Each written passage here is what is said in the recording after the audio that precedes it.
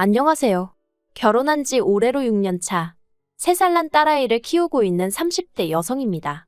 제가 오늘 이렇게 글을 쓰게 된 건 염치가 뭔지 모르는 듯한 신우와 어머님 때문이에요. 사실 신우랑 어머님이 어떻건 간에 남편만이라도 제정신이면 제가 이렇게 글을 쓰는 일까진 없었을 텐데. 팔은 안으로 굽는다더니 남편도 은근슬쩍 신우랑 어머님 편을 드는 게 아주 꼴사나워 죽겠네요. 그런데 제가 이혼하자니까 그건 또 못한다고 징징거리고. 사람 성품이 나쁜 건 아닌데 맺고 끊는 걸 잘 못하다 보니 그 여파가 전부 다 저에게 오는 듯합니다. 남편하고는 지인의 소개로 만났지만 바로 연애를 시작한 것은 아니었어요. 당시 남편이나 저나 직장을 다니는 회사원이었는데 둘 다 워낙 일이 바쁘다 보니 서로를 알아갈 만한 시간적 여유가 없었거든요. 그래서 거의 서로 연락처만 가지고 있는 수준으로 1년이란 시간을 흘려보냈다가 우연한 계기로 다시 연락을 주고받기 시작했고, 그리고 이후로 급속도로 가까워져 연인이 되었네요. 연애하는 동안 어느 다른 연인들처럼 저희도 별것도 아닌 일로 다투기도 하고 마음 상해하기도 하고, 하지만 헤어진 애만의 그런 소리까지 해본 적은 없어요. 보통은 한두 시간 내에는 풀리고 길어도 하루 이상을 가지 않았죠. 말 그대로 남들 하는 만큼의 평범한 연애를 했어요. 그리고 사귄 지 1년 반이 지났을 무렵 남편이 장미꽃 한 다발을 내밀며 프로포즈를 해와서 결혼까지 약속하게 되었죠. 그때만 해도 정말이지 제가 남편과 이혼까지 생각하게 될 줄은 몰랐다니까요. 결혼할 때 양가로부터 받은 도움은 없어요. 원래는 친정에서 5천 해주신다고 했고 시댁에서도 그러면 똑같이 5천을 맞춰주시겠다 했었는데 신우가 말 그대로 미쳐날뛰었거든요. 신우는 남편보다 2살 어렸지만 혼전 임신을 했던 탓에 남편보다 한참 일찍 시집을 갔어요. 그리고 그때 어머님이 혼전 임신으로 시집가는 딸이 너무 미워서 한 푼도 안 해주셨다고 들었습니다. 어머님 말씀으로는 혼전 임신이고 뭐고 당신은 당신 딸밖에 안 보였기에 애지우고 결혼하지 말라고 하셨었대요. 그런데 신우가 그런 어머님의 마음을 몰라주고는 어머님더러 사람도 아니라면서 딸이 차마 엄마한테 할 소리가 아닌 말들을 퍼부어댔었다네요. 남편 말로는 거의 쌍욕 수준이었다고요. 결국 그때 어머님과 신우의 감정에 골이 있는 대로 깊어져서 어머님이 한 푼도 안 해주셨던 건데 신우가 그 이야기를 들먹이며 왜 자긴 안 해줘놓고 오빠만 해주냐면서 아주 중내산의 난리가 났던 거죠. 참고로 저는 결혼하고 나서야 신우 성격이 말 그대로 핵폭탄급이라는 걸 알았어요. 아무튼 그래서 남편이 그냥 자기도 한 푼도 안 받고 결혼하겠다 했고 저는 시댁에서 하나도 안 해주신다고 하니 친정에도 그럼 손 벌리지 않겠다 뭐 그렇게 얘기가 된 거예요. 그리고 솔직히 저도 사람인데 처음엔 이런 상황 자체가 어이가 없기도 하고 짜증도 나더라고요. 1억이란 돈이 적다면 적은 돈이지만 그래도 그 돈이 있고 없고에 따라 저희 부부의 출발선이 달라질 수도 있었으니까요. 하지만 지금은 솔직히 안 받길 잘했다는 생각이에요. 덕분에 양가 부모님께도 좀 더 떳떳한 기분이고 지금 저희가 이뤄놓은 것에 대해서 자부심이 있거든요. 그리고 무엇보다도 결혼하고 나서 시부모님 생활하시는 걸 이렇게 저렇게 보니까 남편 말과는 달리 노후 준비도 제대로 되어 있지 않은 듯해요. 그러니 여러 가지로 안 받길 잘했다 싶은 거죠. 저희는 있는 돈 없는 돈 전부 다 끌어다가 수도권에 아파트를 구해 신혼생활을 시작했습니다. 신혼은 신혼대로 즐기되 1년 안에는 아이를 갖겠다는 계획도 세웠고요. 딸이든 아들이든 그런 건 중요한 문제가 아니었어요. 그런데 어째서인지 2년이 지나도록 도통 임신이 되질 않았습니다. 딱히 피임을 하는 것도 아니었는데 말이죠. 결국 도저히 안 되겠다 싶어서 남편하고 같이 병원을 찾았는데 병원에서도 이렇다 할 원인이 안 보인다 하니 이제 와서 말이지만 그때부턴 정말 하루하루가 피가 마르는 기분이었습니다. 그리고 그 스트레스가 이만저만이 아니었던 건지 결국 하루는 제가 출근하는 버스에서 기절까지 했네요. 다행히 어딜 다치지는 않았지만 양가 어른들도 그렇고 당사자인 저나 남편까지 큰 충격을 받았죠. 그리고 며칠 뒤 남편이 당분간은 몸과 마음을 돌보며 엄마가 될 준비를 하는 게 어떻겠냐며 퇴사를 권하더라고요. 솔직히 처음엔 남편이 너무 이기적이란 생각도 들었고 상황 자체가 짜증이 났어요.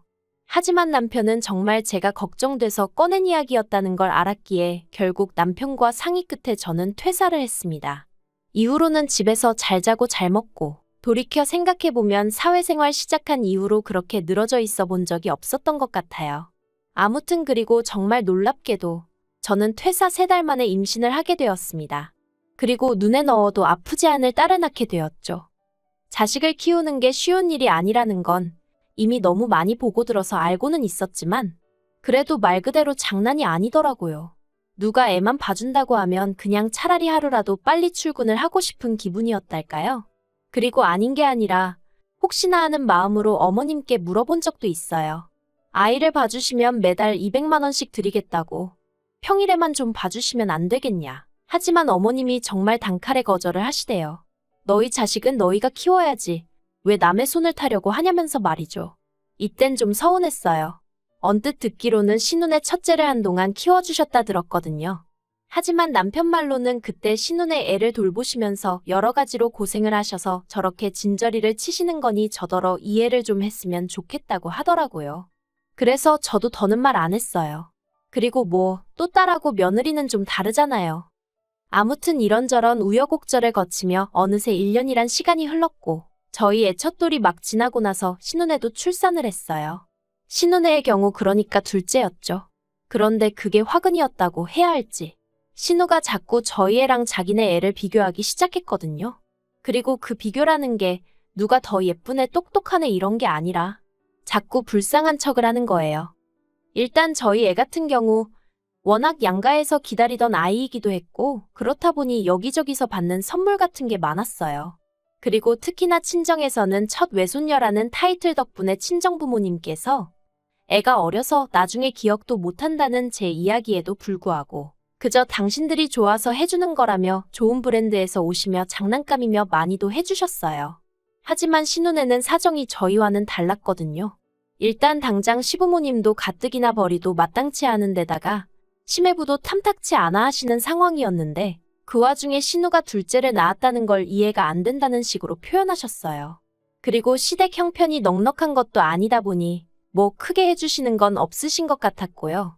그러니 신우 입장에서는 나름대로 서운했던 게 있었던 모양인데 그 서운함을 자꾸 제 앞에서 표현하는 거예요. 가령 저희 애가 모 브랜드를 입고 있으면 애한테 벌써 이런 것도 입혀주냐, 우리 애는 시장에서 사 입힌다, 뭐 이런 식으로요. 그리고 저는 저대로 그런 말을 들으면 마음이 편치 않아서 처음엔 저희 애 물건 중에 안 쓰는 걸로 한두 개 챙겨주고 그랬는데 그런 제 태도가 문제였을까요? 언젠가부턴 아주 대놓고 이거 달라 저거 달라 하는데 어이가 없었죠.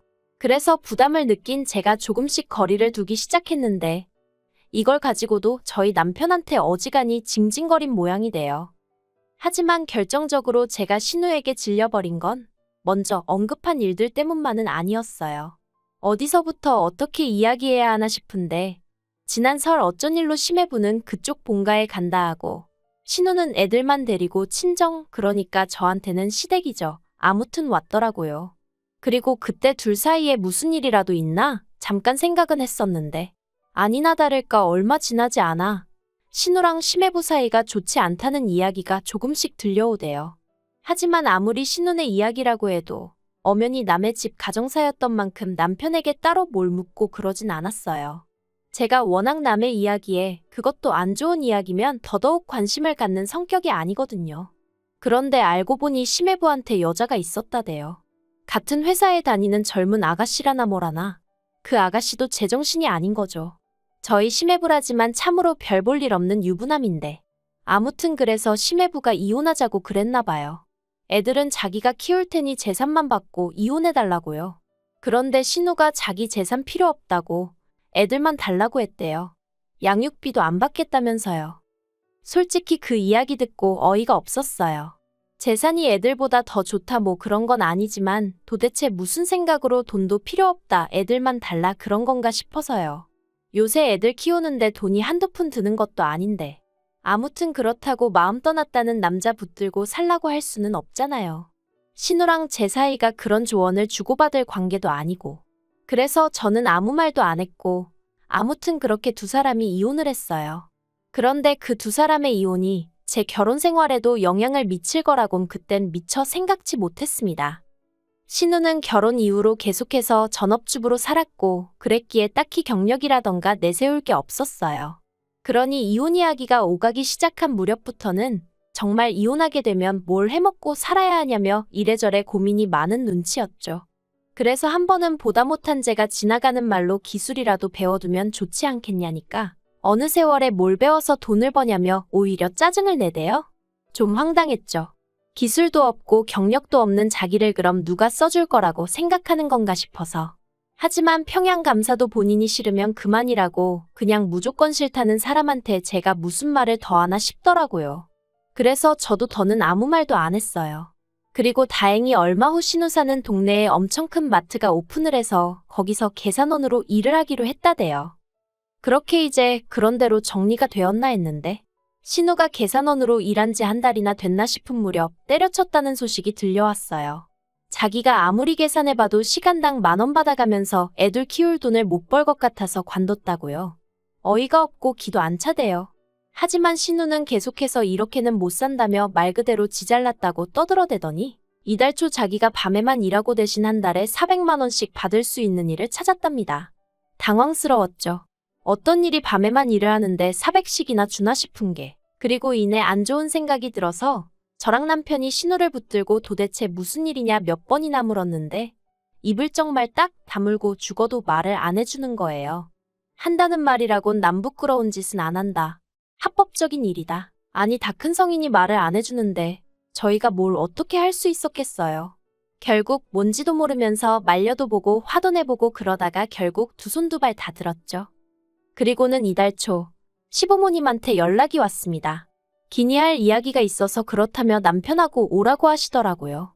혹시 돈 이야기인가 싶었지만 결혼 전부터 남편하고 분명히 해둔 것들 중 하나가 가족과는 돈 거래를 하지 않는다였기 때문에 이 부분만큼은 별 걱정이 없었거든요. 그래서 아무튼 어머님의 한껏 진지하신 목소리와 별개로 저는 비교적 가벼운 마음으로 시댁을 찾았는데 거기서 생각지도 못한 이야기를 듣게 되었죠. 어머님이 이리저리 돌려가며 이야기를 꺼내셨지만 말씀의 포인트는 저희더러 아니 저더러 시조카 둘을 맡아주라는 것이었습니다. 정말 너무 놀라고 당황스러워서 심장이 벌렁벌렁거린다는 게 이런 거구나 싶었어요. 제가 갑자기 그게 무슨 말씀이시냐 되물으니 어머님이 하시는 말씀이 신우가 하는 일이 뭔지는 당신도 모르신답니다. 하지만 그 일을 하려면 낮에는 신우가 좀 쉬어야 하는데 애들이 둘이나 되니 도통 신우가 쉴 수가 없어서 힘들어한다는 거예요. 그러니 애들을 누가 좀 맡아줘야겠는데 생각해보니까 제가 지금 육아하느라 어디 회사를 다니는 것도 아니지 않냐면서 하나 돌보는 거나 셋 돌보는 거나 별 차이 없을 거라고. 저더러 시조카 좀 맡아주라나요? 그래서 제가 그게 말이 되냐고 못한다고 했어요. 가뜩이나 하나 돌보는 것도 정말 진땀이 뻘뻘 나는데 어떻게 시조카들까지 보느냐고 어머님한테 이런 이야기를 하시는 것 자체가 서운하다고도 했죠. 하지만 어머님께선 계속 미안하다 하시면서도 그래도 가족끼리 도와줘야지 어떻게 모른 척을 하냐는데. 그리고 그 순간 저도 모르게 어머님께 그럼 어머님이 좀 봐주시면 되지 않냐 했습니다. 시조카들 입장에서도 외숙모보다는 할머니가 편하지 않겠냐고요. 그랬더니 어머님 말씀이 당신은 체력이 딸려서 못한다며 저더러 집에서 애 키운다는 핑계로 일도 안 하지 않냐. 시조카들 봐주면 그래도 신우가 달에 100만 원은 주겠다고 하더라. 어머님은 200만 원을 드린다고 해도 애는 못 봐준다 하셔놓고 저더러는 100만 원 받고 시조카 둘을 보라는 건가 싶은 게 생각할수록 어처구니가 없더라니까요. 사실 저는 그래도 어머님은 신우에 비해 사리분별이 되시고 경우가 있으신 분인 줄 알았어요. 그런데 막상 당신 딸이 힘들다 어쩌다 하니까 결국 며느리 인절을 붙들고 늘어지시는 게 어머님이 나쁘다고 생각은 안 해요. 제일 나쁜 건 신우죠. 자기 하나 때문에 시부모님 저 그리고 중간에서 이도저도 못하다가 욕먹는 저희 남편까지 몇 명이 지금 불편해진 건지. 그런데도 저희 신우는 자기가 세상에서 제일 불쌍하다고 생각하는 모양입니다. 하루가 멀다 하고 저한테 문자로 유치원 선생들은 한 반에 10명씩도 놓고 보던데 언니는 겨우 셋만 보는 건데 그게 안 된다는 거냐? 언니 어차피 수입도 없어서 우리 오빠한테 빌부터 살지 않냐? 우리 애들 봐주면 내가 100만 원씩 준다는데 돈 벌기 싫은 거냐? 별의별 헛소리를 짓거려대고 있고요. 그래서 저도 신우한테 자기가 싸놓은 똥은 자기가 치우는 거라고 막말을 해버렸어요. 시조카들이 똥이라는 건 아니지만 그러니까 자기가 뭐 가진 게 있다고 돈도 안 받고 애들만 데려왔냐고요. 그랬더니 이제 신우가 어머님한테 제가 얘기한 것만 쏙 전달을 한 건지 어머님이 저더러 새치여로 사람을 죽이고 살리는 법이라며 말 그따위로 하지 말라네요. 신우가 틀린 말 한 것도 없다면서. 그리고는 신우는 그래도 혼자 어떻게든 살아보려고 하지만 저는 남편 피 빨아먹고 사는 거나 마찬가지라는데 어이가 없어서 어머님이야말로 지금 새치여로 저 죽이시는 거라니까. 저더러 시애미한테 따박따박 말대꾸한다고 뭘 하시고. 이렇게 오간 대화를 다 적을 순 없지만 그냥 한마디로 수준도 낮고 내용도 없어요. 그래서 남편한테 신우 문제로 더 이상 나한테 연락 안 오게 하라고 했더니 그래도 어떻게 그러냐입니다. 그냥 좀 안쓰럽게 생각해주면 안 되냐면서. 그래서 제가 남편더러 그럼 내가 우리 딸 데리고 나가줄 테니 네가 신우한테 100만 원씩 받으면서 시조카들 봐주던지 하라 했습니다.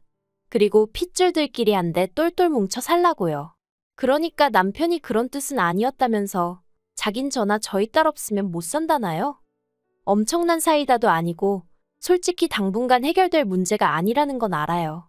하지만 적어도 저랑 어머님 사이에서 그리고 저랑 신우 사이에서 차마 얼굴 보고 살 사람들끼리 할 말이 아닌 게 워낙 많이 오고 가서 당분간 제가 시조카들 봐줄 일은 없겠다 싶어요. 그리고 저는 저희의 어린이집 입소하는 대로 복직할 생각입니다.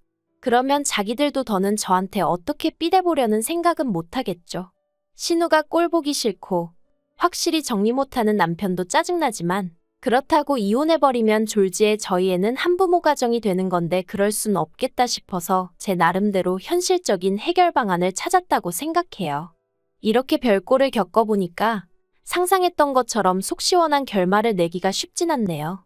그래도 제 딴에는 최대한 방어하고 같이 싸우고 노력해서 그런가 후회는 없어요. 아무쪼록 신우도 좀 정신 차리고 현실 감각을 키웠으면 좋겠습니다.